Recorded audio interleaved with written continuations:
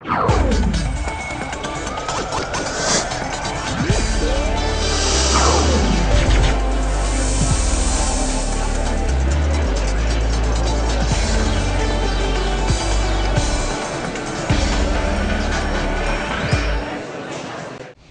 sa začnú chalani vyťahovať nad nami, keď sa tvária, že sú do nás zamilovaní. Keď nás pozvú do kina na Charlieho Chaplina, vtedy sa vraj obyčajne školská láska začína.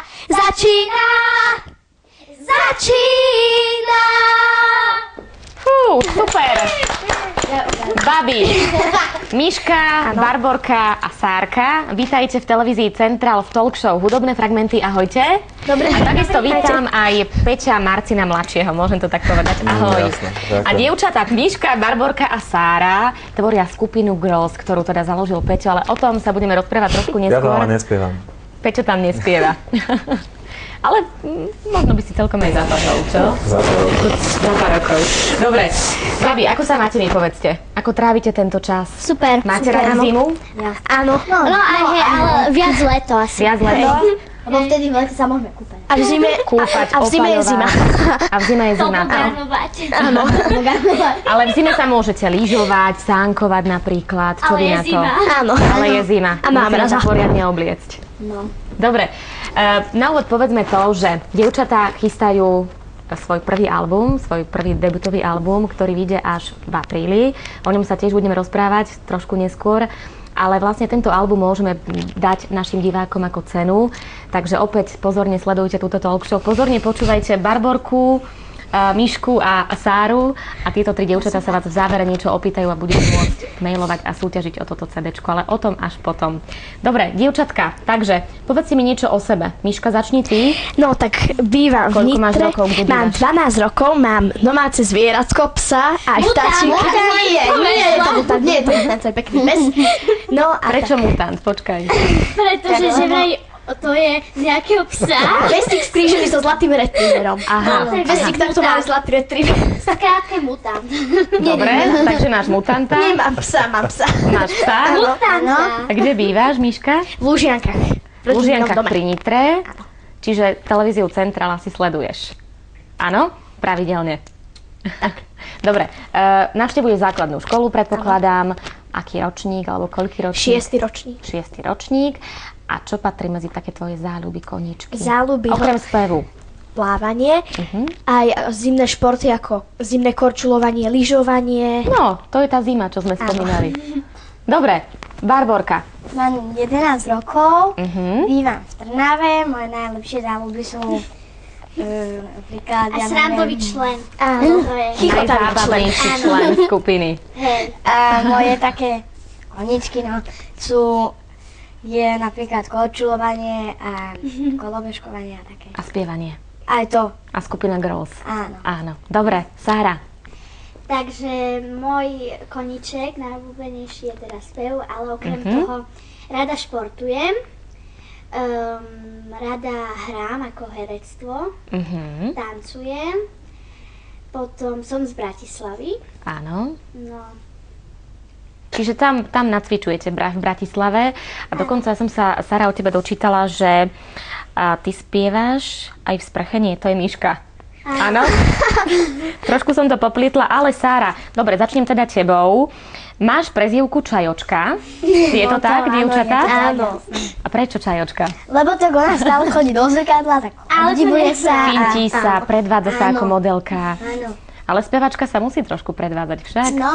No, Sára dosť veľa času trávi pred zrkadlom, čo mi dievčatá potvrdili.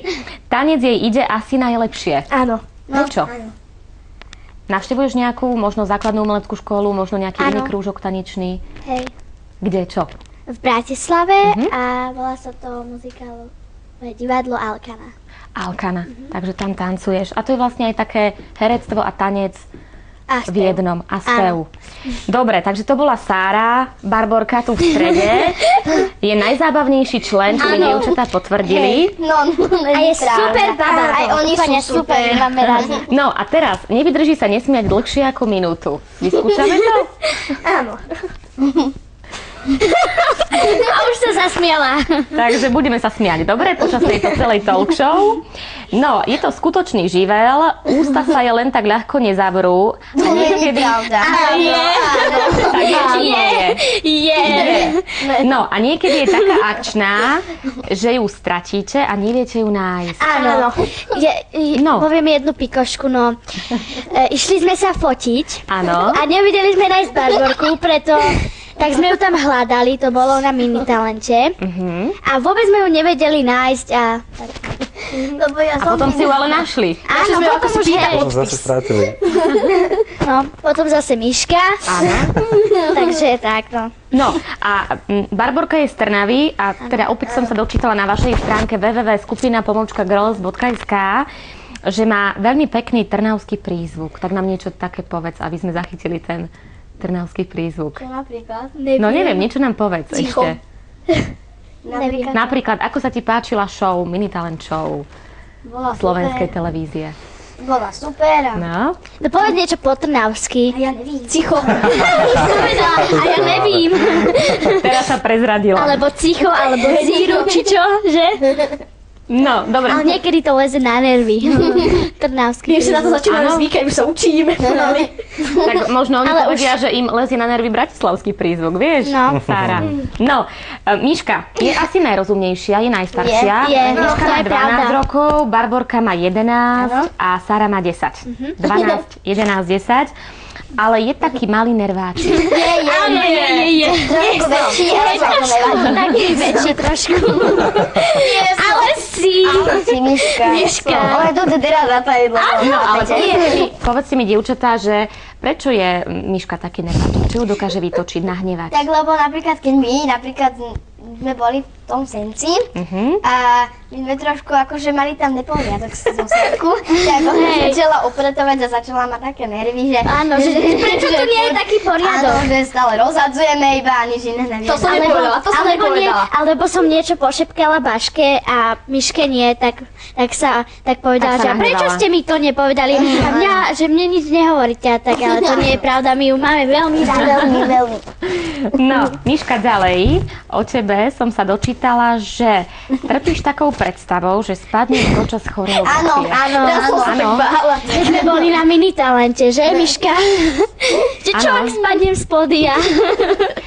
Miška stále spieva v sprche. Áno, keď sme boli v Senci, tak... Áno. No, a ako jediná rozpráva spisovnou, ľubozvučnou slovenčinou. Áno. Takže- L hovorí L. to. Áno. Nepovie L, ale povie L. L. Ľavá ruka. Barborka by povedala ľavá, A ja asi. aj Sára, a Miška by povedala ľavá, pekne spisovne, ľubozvučne. Hej. Dobre, teraz dáme slovo Peťovi, súhlasíte? Áno. No, Tak ja som tiež kedysi rozprával spisovne ako Miška, nakoľko som chodil k bábke do Ružomberka na prázdniny, ale odkedy som tam prestal chodiť, tak už sa musím priznať, že rozprávam podobne ako Sára. čiže po bratislavsky. Trošku, no. Dobre, my sme vraveli v úvode, alebo teraz spomínala som, že ty si syn Petra Marcina, ktorý moderoval mini-talent show na slovenskej alebo slovenskej televízii. Ty si ale tvorca týchto dievčat, tejto skupiny. Prečo práve takáto myšlienka? Prečo si povedal, že vytvorím dievčenskú skupinu Girls na Slovensku? No tak tam je asi viacero dôvodov.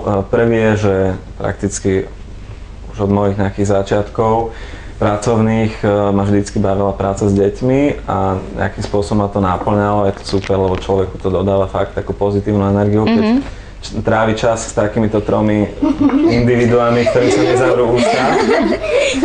No a po druhé sa mi veľmi zapáčil ten projekt samotný Mini-talent show, čo je podľa mňa naozaj úžasné a je to podľa mňa momentálne naozaj jedno z najzmysluplnejších programov v televízii, pretože naozaj tie detské talenty poprvé treba podporovať, treba, aby sa ich niekto chopil.